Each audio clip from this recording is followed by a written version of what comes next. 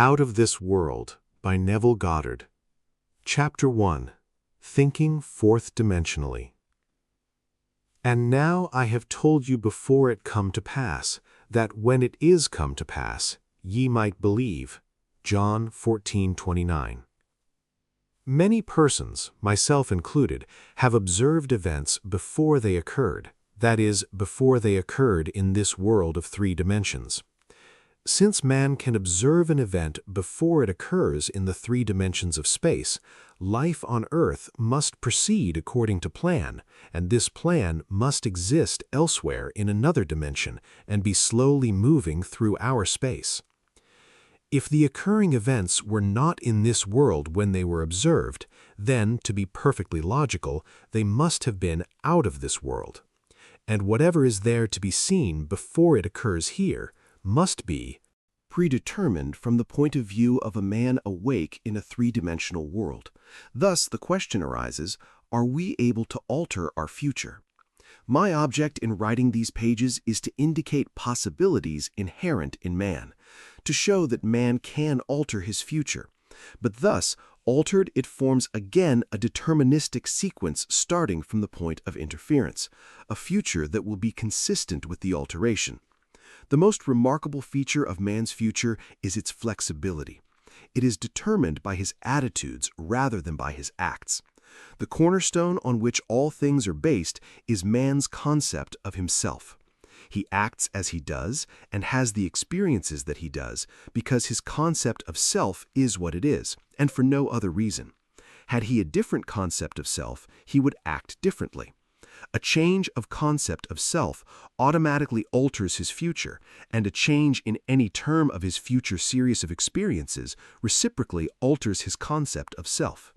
Man's assumptions, which he regards as insignificant, produce effects that are considerable. Therefore, man should revise his estimate of an assumption and recognize its creative power. All changes take place in consciousness. The future, although prepared in every detail in advance, has several outcomes. At every moment of our lives, we have before us the choice of which of several futures we will choose. There are two actual outlooks on the world possessed by everyone, a natural focus and a spiritual focus. The ancient teachers should see them in a state of flux, as a living, animated whole. If we have all this clearly fixed in our minds, what does it mean to us in this three-dimensional world? It means that if we can move a long time's length, we can see the future and alter it as we so desire. This world, which we think so solidly real, is a shadow out of which and beyond which we may at any time pass. It is an abstraction from a more fundamental and dimensionally larger world. A more fundamental world abstracted from a still more fundamental and dimensionally larger world, and so on to infinity. The absolute is unattainable by any means or analysis, no matter how many dimensions we add to the world. Man can prove the existence of a dimensionally larger world simply by focusing his attention on an invisible state and imagining that he sees and feels it.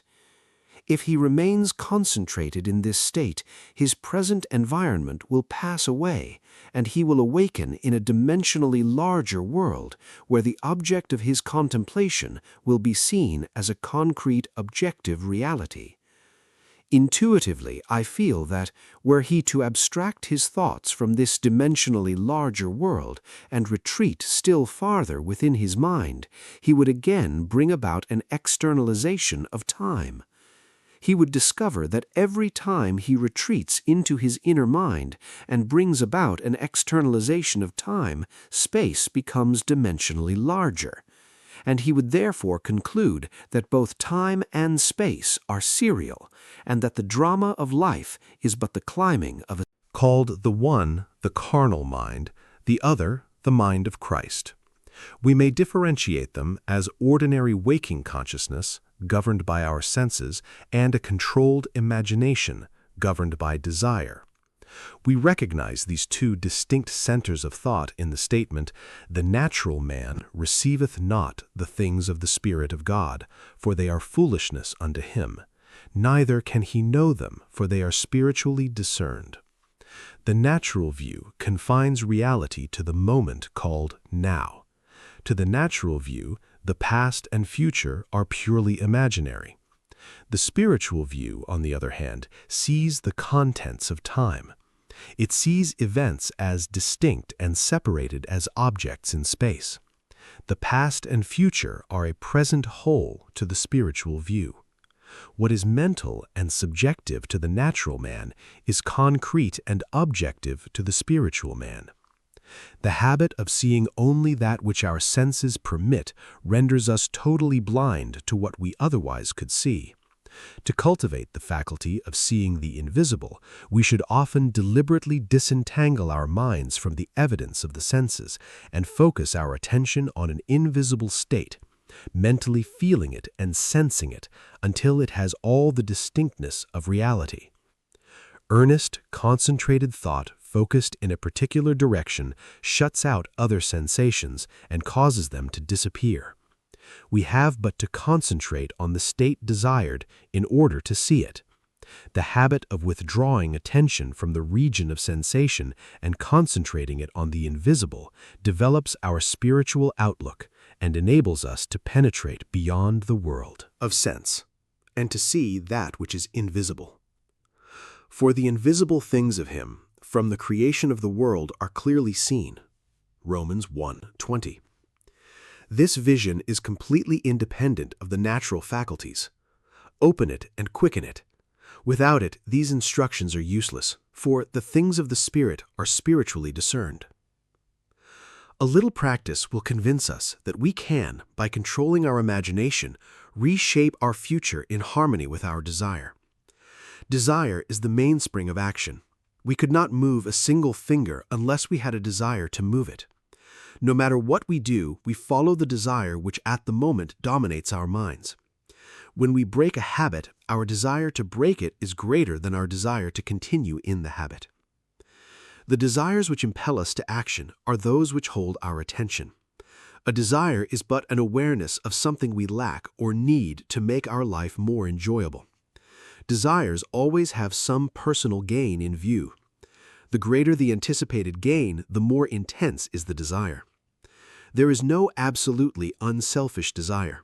Where there is nothing to gain, there is no desire, and consequently no action. The spiritual man speaks to the natural man through the language of desire. The key to progress in life and to the fulfillment of dreams lies in ready obedience to its voice. Unhesitating obedience to its voice is an immediate assumption of the wish fulfilled. To desire a state is to have it. As Pascal has said, "You would not have sought me had you not already found me." Man, by assuming the feeling of his wish fulfilled and then living and acting on this conviction, alters the future in harmony with his assumption. Assumptions awaken what they affirm. As soon as man assumes the feeling of his wish fulfilled, his four-dimensional self finds ways for the attainment of this end, discovers methods for its realization. I know of no clearer definition of the means by which we realize our desires than to experience in imagination what we would experience in the flesh were we to achieve our goal. This experience of the end wills the means. With its larger outlook, the four-dimensional self then constructs the means necessary to realize the accepted end. The undisciplined mind finds it difficult to assume a state which is denied by the senses. Here is a technique that makes it. It is easy to encounter events before they occur, to call things which are not seen as though they were. People have a habit of slighting the importance of simple things, but this simple formula for changing the future was discovered after years of searching and experimenting. The first step in changing the future is desire. That is, define your objective. Know definitely what you want. Secondly, construct an event which you believe you would encounter following the fulfillment of your desire, an event which implies fulfillment of your desire, something that will have the action of self-predominant. Thirdly, immobilize the physical body and induce a condition akin to sleep. Lie on a bed or relax in a chair and imagine that you are sleepy. Then, with eyelids closed and your attention focused on the action you intend to experience in imagination, mentally feel yourself right into the proposed action, imagining all the while that you are actually performing the action here and now. You must always participate in the imaginary action, not merely stand back and look on, but you must feel that you are actually performing the action so that the imaginary sensation is real to you. It is important always to remember that the proposed action must be one which follows the fulfillment of your desire, and also you must feel yourself into the action until it has all the vividness and distinctness of reality. For example, suppose you desired promotion in office. Being congratulated would be an event you would encounter following the fulfillment of your desire. Having selected this action as the one you will experience in imagination, immobilize the physical body and induce a state akin to sleep. A drowsy state, but one in which you are still able to control the direction of your thoughts. A state in which you are attentive without effort. Now, imagine that a friend is standing before you. Put your imaginary hand into his. First, feel it to be solid and real. Then carry on an imaginary conversation with him in harmony with the action. Do not visualize yourself at a distance in point of space and at a distance in point of time being congratulated on your good fortune. Instead, make elsewhere here and the future now. The future event is a reality now in a dimensionally larger world. And, oddly enough, now in a dimensionally larger world is equivalent to here in the ordinary three-dimensional space of everyday life.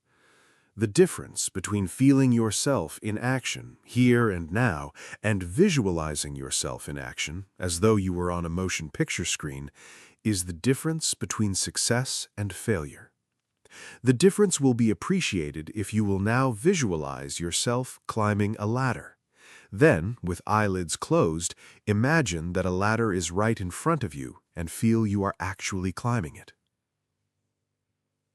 Desire, physical immobility bordering on sleep, and imaginary action in which self-feelingly predominates, here and now, are not only important factors in altering the future, but they are essential conditions in consciously projecting the spiritual self. If, when the physical body is immobilized, we become possessed of the idea to do something and imagine that we are doing it here and now, and keep the imaginary action feelingly going right up until sleep ensues, we are likely to awaken out of the physical body to find ourselves in a dimensionally larger world with a dimensionally larger focus and actually doing what we desired and imagined we were doing in the flesh. But whether we awaken there or not, we are actually performing the action in the fourth-dimensional world, and we will reenact it in the future here in the third-dimensional world. Experience has taught me to restrict the imaginary action, to condense the idea which is to be the object of our meditation into a single act and to reenact it over and over again until it has the feeling of reality. Otherwise, the attention will wander off along an associational track, and hosts of associated images will be presented to our attention. In a few seconds, they will lead us hundreds of miles away from our objective in point of space and years away in point of time. If we decide to climb that particular flight of stairs, because that is the likely event to follow the realization of our desire, then we must restrict the action to climbing that particular flight of stairs. Should our attention wander off, we must bring it back to its task of climbing that flight of stairs and keep on doing so until the imaginary action has all the solidity and distinctness of reality. The idea must be maintained in the field of presentation without any sensible effort on our part. We must, with the minimum of effort, permeate the mind with the feeling of the wish fulfilled. Drowsiness facilitates change because it favors attention without effort, but it must not be pushed to the stage of sleep, in which we shall no longer be able to control the movements of our attention, but rather a moderate degree of drowsiness in which we are still able to direct our thoughts. A most effective way to embody a desire is to assume the feeling of the wish fulfilled and then, in a relaxed and sleepy state, repeat over and over again, like a lullaby, any short phrase which implies fulfillment of our desire, such as "thank you," as though we addressed a higher power for having done it for us. If, however, we seek a conscious projection into a dimensionally larger world, then we must keep the action going right up until sleep ensues. Experience in imagination with all the distinctness of reality what would be experienced in the flesh were you to achieve your goal, and you shall, in time, meet it in the flesh as you met it in your imagination. Feed the mind with premises, that is, assertions presumed to be true, because assumptions, though unreal to the senses, if persisted in until they have the feeling of reality, will harden into facts. To an assumption, all means which promote its realization are good. It influences the behavior of all by inspiring in all the movements, the actions, and the words which tend towards its fulfillment. To understand how man molds his future in harmony with his assumption, we must know what we mean by a dimensionally larger world, for it is to a dimensionally larger world that we go to alter our future. The observation of an event before it occurs implies that the event is predetermined from the point of view of man in the three dimensions of space. Therefore, to change the conditions here in the three dimensions of space, we must first change them in the four dimensions of space. Man does not know exactly what is meant by a dimensionally larger world, and would no doubt deny the existence of a dimensionally larger self. He is quite familiar with the three dimensions of length, width, and height, and he feels that if there were a fourth dimension, it should be just as obvious to him as the dimensions of length, width, and height. A dimension is not. A line is any way in which a thing can be measured that is entirely different from all other ways. That is, to measure a solid fourth dimensionally, we simply measure it in any direction except that of its length, width, and height. Is there another way of measuring an object other than those of its length, width, and height? Time measures my life without employing the three dimensions of length, width, and height. There is no such thing as an instantaneous object. Its appearance and disappearance are measurable. It endures for a definite length of time. We can measure its lifespan without using the dimensions of length, width, and height. Time is definitely a fourth way of measuring an object. The more dimensions an object has, the more substantial and real it becomes. A straight line, which lies entirely in one dimension, acquires shape, mass, and substance by the addition of dimensions. What new quality would time, the fourth dimension, give which would make it just as vastly superior to solids as solids are to surfaces and surfaces are to lines? Time is a medium for changes in experience because all changes take time. The new quality is changeability. Observe that if we bisect a solid, its cross-section will be a surface. By bisecting a surface, we obtain a line, and by bisecting a line, we get a point. This means that a point is but a cross-section of a line, which is in turn but a cross-section of a surface, which is in turn but a cross-section of a solid, which is in turn, if carried to its logical conclusion, but a cross-section of a four-dimensional object. We cannot avoid the inference that all three-dimensional objects are but cross-sections of four-dimensional bodies, which means when I meet you, I meet a cross-section of the four-dimensional you, the four-dimensional self that is not seen. To see the four-dimensional self, I must see every cross-section or moment of your life, from birth to death, and see them all as a present whole. My focus should take in the entire array of sensory impressions which you have experienced on earth, plus those you might encounter.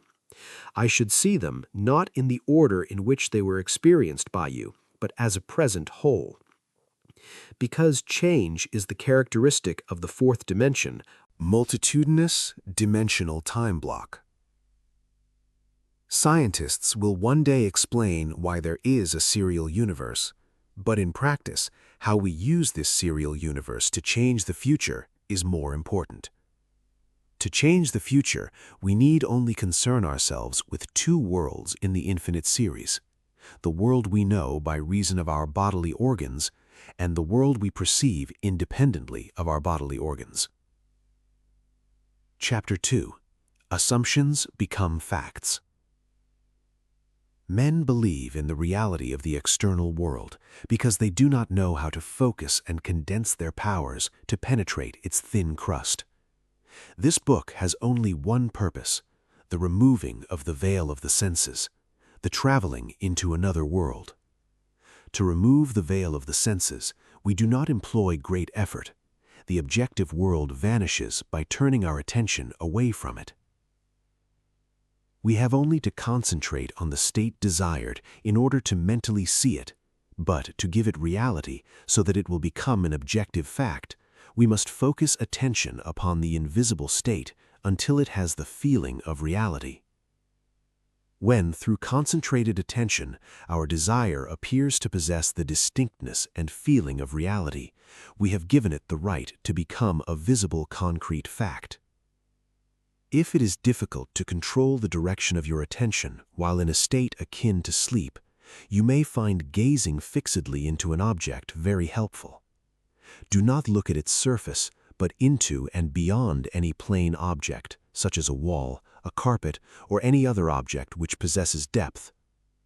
Arrange it to return as little reflection as possible. Imagine then that in this depth you are seeing and hearing what you want to see and hear, until your attention is exclusively occupied by the imagined state. At the end of your meditation, when you awake from your controlled waking dream, you feel as though you had returned from a great distance. The world which you had shut out returns to consciousness, and by its very presence informs you that you have been self-deceived into believing that the object of your contemplation was real. But if you know that consciousness is the one and only reality, you will remain faithful to your vision, and by this sustained mental attitude confirm your gift of reality and prove that you have the power to give reality to your desires, that they may become visible, concrete facts. Define your ideal and concentrate your attention upon the idea of identifying yourself with your ideal. Assume the feeling of being it, the feeling that would be yours were you already the embodiment of your ideal. Then live and act upon this conviction. This assumption, though denied by the senses, if persisted in, will become fact. You will know when you have succeeded in fixing the desired state in consciousness by simply looking mentally at the people you know. In dialogues with yourself, you are less inhibited and more sincere than in actual conversations with others. Therefore, the opportunity for self-analysis arises when you are surprised by your mental conversations with others. If you see them as you formerly saw them, you have not changed your concept of self, for all changes of concepts of self result in a changed relationship to your world. In your meditation, allow others to see you as they would see you were this new concept of self a concrete fact. You always seem to others an embodiment of the ideal you inspire. Therefore, in meditation, when you contemplate others, you must be seen by them mentally as you would be seen by them physically were your concept of self an objective fact. That is, in meditation, you imagine that they see you expressing that which you desire to be. If you assume that you are what you want to be, your desire is fulfilled, and in fulfillment, all longing is neutralized. You cannot continue desiring what you have already realized. Your desire is not something you labor to fulfill, it is recognizing something you already possess. It is assuming the feeling of being that which you desire to be. Believing and being are one. The conceiver and his conception are one. Therefore, that which you conceive yourself to be can never be so far off as even to be near. Implies separation.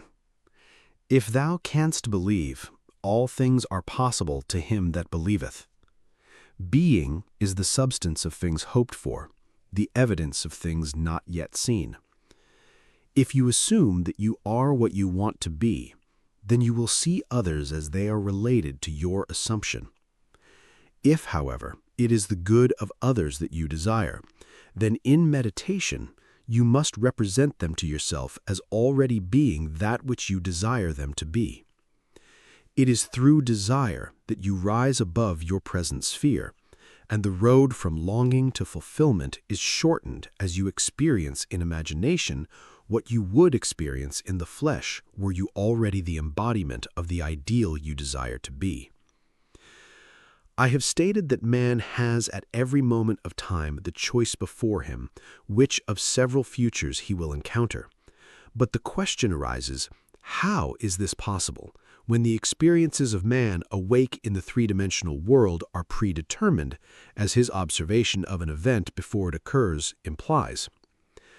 This ability to change the future will be seen if we liken the experiences of life on Earth to this printed page. Man experiences events on Earth singly and successively, in the same way that you are now experiencing the words of this page. Imagine that every word on this page represents a single sensory impression. To get the context, to understand my meaning, you focus your vision on the first word in the upper left-hand corner, and then move your focus across the page from left to right, letting it fall on the words singly and successively. By the time your eyes reach the last word on this page, you have extracted my meaning. Suppose, however, on looking at the page, with all the printed words thereon equally present, you decided to rearrange them. You could, by rearranging them, tell an entirely different story. In fact, you could tell many different stories. A dream is nothing more than uncontrolled four-dimensional thinking, or the rearrangement of both past and future sensory impressions. Man seldom dreams of events in the order in which he experiences them when awake. He usually dreams of two or more events which are separated in time, fused into a single sensory impression, or in his dream he so dislocates them, completely rearranges his single waking sensory impressions that he does not recognize them when he encounters them in his waking state. For example, I dreamed that I delivered a package to the restaurant in my apartment building. The hostess said to me, "You can't leave that there." Whereupon the elevator operator gave me a few letters, and as I thanked him for them, he in turn thanked me. At this point, the night elevator operator appeared and waved a greeting to me. The following day, as I left my apartment, I picked up a few letters which had been placed at my door. On my way down, I gave the day elevator operator a tip and thanked him for taking care of my mail, whereupon he thanked me for the tip. On my return home that day, I overheard a doorman say to a delivery man, "You can't leave that there." As I was about to take the elevator up to my apartment, I was attracted by a familiar face in the restaurant, and as I looked in, the hostess greeted me with a smile. Late that night, I escorted my dinner guests to the elevator, and as I said goodbye to them, the night operator waved goodnight to me. By simply rearranging a few of the single sensory impressions I was destined to encounter, and by fusing two or more of them into single sensory impressions, I constructed a dream which differed quite a bit from my waking experience. When we have learned to control the movements of our attention in the four-dimensional world, we shall be able to consciously create circumstances in the three-dimensional world. We learn this control through the waking dream, where our attention can be maintained without effort, for attention minus effort is indispensable to changing the future. We can, in a controlled waking dream, consciously construct an event which we desire to experience in the three-dimensional world. The sensory impressions we use to construct our waking dream are present realities displaced in time or the four-dimensional world. All that we do in constructing the waking dream is select from the vast array of sensory impressions those which, when they are properly arranged, imply that we have realized our desire. With the dream clearly defined, we relax in a chair and induce a state of consciousness akin to sleep, a state which, although bordering on sleep, leaves us in conscious control of the movements of our attention. When we have achieved that state, we experience in imagination what we would experience in reality were this waking dream an objective fact. In applying this technique to change the future, it is important always to remember that the only thing which occupies the mind during the waking dream is the waking dream, the predetermined action which implies the fulfillment of our desire. How the waking dream becomes physical fact is not our concern. Our acceptance of the waking dream as physical reality wills the means for its fulfillment. Let me again lay the foundation of changing the future, which is nothing more than a controlled waking dream. 1. Define your objective. Know definitely what you want. 2. Construct an event which you believe you will encounter following the fulfillment of your desire, something which will have the action of self predominant, an event which implies the fulfillment of your desire. 3. Immobilize the physical body and induce a state of consciousness akin to sleep. Then mentally feel yourself right into the proposed action, imagining all the while that you are actually performing the action here and now, so that you experience in imagination what you would experience in the flesh were you now to realize your goal. Experience has convinced me that this is the perfect way to achieve my goal. However, my own many failures would convict me were I to imply that I have completely mastered the movements of my attention. I can, however, with the ancient teacher say, "This one thing I do, forgetting those things which are behind, and reaching forth unto those things which are before, I press toward the mark for the prize." Chapter 3. The Power of Imagination. Ye shall know the truth, and the truth shall make you free. John 8:32. Men claim that a true judgment must conform to the external reality to which it relates. This means that if I, while imprisoned, suggest to myself that I am free and succeed in believing that I am free, it is true that I believe in my freedom, but it does not follow that I am free, for I may be the victim of illusion. But because of my own experiences, I have come to believe in so many strange things that I see little reason to doubt the truth of things that are beyond my experience. The ancient teachers warned us not to judge from appearances, because they said the truth need not conform to the external reality to which it relates. They claimed that we bore false witness if we imagined evil against another, that no matter how real our belief appears to be, how truly it conforms to the external reality to which it relates, if it does not make free the one of whom we hold the belief, it is untrue, and therefore a false judgment. We are called upon to deny the evidence of our senses and to imagine as true of our neighbor that which makes him free. Ye shall know the truth, and the truth shall make you free. To know the truth of our neighbor, we must assume that he is already that which he desires to be. Any concept we hold of another that is short of his fulfilled desire will not make him free, and therefore cannot be the truth. Instead of learning my craft in schools, where attending courses and seminars is considered a substitute for self-acquired knowledge, my schooling was devoted almost exclusively to the power of imagination. I sat for hours imagining myself to be other than that which my reason and senses dictated, until the imagined states were vivid as reality, so vivid that passers-by became but a part of my imagination and acted as I would have them. By the power of imagination, my fantasy led theirs and dictated to them their behavior and the discourse they held together, while I was identified with my imagined state. Man's imagination is the man himself, and the world, as imagination sees it, is the real world. But it is our duty to imagine all that is lovely and of good report.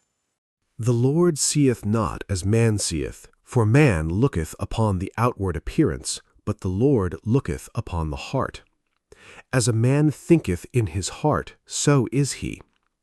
In meditation, when the brain grows luminous, I find my imagination endowed with the magnetic power to attract to me whatsoever I desire. Desire is the power imagination uses to fashion life about me as I fashion it within myself. I first desire to see a certain person or scene, and then I look as though I were seeing that which I want to see, and the imagined state becomes objectively real. I desire to hear, and then I listen as though I were hearing, and the imagined voice speaks that which I dictate as though it had initiated the message. I could give you many examples to prove my arguments, to prove that these imagined states do become physical realities. But I know that my examples will awaken in all who have not met the like or who are not inclined towards my arguments a most natural incredulity. Nevertheless, experience has convinced me of the truth of the statement, "He calleth those things which be not as though they were." Romans 4:17. For I have, in intense meditation, called things that were not seen as though they were, and the unseen not only became seen, but eventually became physical realities. By this method, first desiring and then imagining that we are experiencing that which we desire to experience, we can mold the future in harmony with our desire. But let us follow the advice of the prophet and think only the lovely and the good, for the imagination waits on us as indifferently and as swiftly when our nature is evil as when it is good. From us spring forth good and evil. I have set before thee this day life and good, and death and evil. Deuteronomy 30:15. Desire and imagination are the enchanter's wand of fable, and they draw to themselves their own affinities. They break forth best when the mind is in a state akin to sleep. I have written with some care and detail the method I use to enter the dimensionally larger world, but I shall give one more formula for opening the door of the larger world. In a dream, in a vision of the night, when deep sleep calleth upon men, in slumberings upon the bed, then he openeth the ears of men, and sealeth their Instruction. Job 33:15 and 16. In dream, we are usually the servant of our vision rather than its master. But the internal fantasy of dream can be turned into an external reality. In dream, as in meditation, we slip from this world into a dimensionally larger world. And I know that the forms in dream are not flat two-dimensional images which modern psychologists believe them to be. They are substantial realities of the dimensionally larger world, and I can lay hold of them. I have discovered that if I surprise myself dreaming, I can lay hold of any inanimate or stationary form of the dream, a chair, a table, a stairway, a tree, and command myself to awake. At the command to awake while firmly holding on to the object of my dream, I am pulled through myself with the distinct feeling of awakening from dream. I awaken in another sphere, holding the object of my dream, to find that I am no longer the servant of my vision, but its master, for I am fully conscious and in control of the movements of my attention. It is in this fully conscious state, when we are in control of the direction of thought, that we call things that are not seen as though they were. In this state, we call things by wishing and assuming the feeling of our wish fulfilled. Unlike the world of three dimensions where there is an interval between our assumption and its fulfillment, in the dimensionally larger world, there is an immediate realization of our assumption. The external reality instantly mirrors our assumption. Here there is no need to wait 4 months till harvest. We look again as though we saw, and lo and behold, the fields are already white to harvest. In this dimensionally larger world, ye shall not need to fight. Set yourselves, stand ye still, and see the salvation of the Lord with you. Chronicles 20:17. And because that greater world is slowly passing through our three-dimensional world, we, by the power of imagination, mold our world in harmony with our desire. Look as though you saw. Listen as though you heard. Stretch forth your imaginary hand as though you touched. and your assumptions will harden into facts. To those who believe that a true judgment must conform to the external reality to which it relates, this will be foolishness and a stumbling block. But I preach and practice the fixing in consciousness of that which man desires to realize. Experience convinces me that fixed attitudes of mind which do not conform to the external reality to which they relate, and are therefore called imaginary, things which are not, will nevertheless bring to naught things that are. I do not wish to write a book of wonders, but rather to turn man's mind back to the one and only reality that the ancient teachers worshipped as God. All that was said of God was in reality said of man's consciousness, so we may say that according as it is written, "He that glorifieth, let him glory in his own consciousness." No man needs help to direct him in the application of this law of consciousness. I am is the self-definition of the Absolute, the root out of which everything grows. I am the vine. What is your answer to the eternal question, who am I? Your answer determines the part you play in the world's drama. Your answer, that is, your concept of self, need not conform to the external reality to which it relates. This great truth is revealed in the statement, "Let the weak say, I am strong." Joel 3:10. Look back over the good resolutions with which many past New Years are encumbered. They lived a little while and then they died. Why? Because they were severed from their root. Assume that you are that which you want to be. Experience in imagination what you would experience in the flesh were you already that which you want to be. Remain faithful to your assumption so that you define yourself as that which you have assumed. Things have no life if they are severed from their roots, and our consciousness, our I amness, is the root of all that springs in our world. If ye believe not that I am He, ye shall die in your sins. That is, if I do not believe that I am already that which I desire to be, then I remain as I am and die in my present concept of self. There is no power outside of the consciousness of man to resurrect and make alive that which man desires to experience. That man who is accustomed to call up at will whatever images he pleases will be, by virtue of the power of his imagination, master of his fate. I am the resurrection and the life. He that believeth in me, though he were dead, yet shall he live. Ye shall know the truth, and the truth shall make you free. Chapter 4. No one to change but self. And for their sakes I sanctify myself, that they also might be sanctified through the truth. John 17:19. The ideal we serve and strive to attain could never be evolved from us were it not potentially involved in our nature. It is now my purpose to retell and to emphasize an experience of mine printed by me 2 years ago. I believe these quotations from The Search will help us to understand the law of consciousness and show us that we have no one to change but self. Once in an idle interval at sea, I meditated on the perfect state and wondered what I would be were I too pure of eyes to behold iniquity, if to me all things were pure and were I without condemnation. As I became lost in this fiery brooding, I found myself lifted above the dark environment of the senses. So intense was the feeling, I felt myself a being of fire dwelling in a body of air. Voices as from a heavenly chorus, with the exultation of those who had been conquerors in a conflict with death, were, "He is risen, He is risen," and intuitively I knew they meant me. Then I seemed to be walking in the night.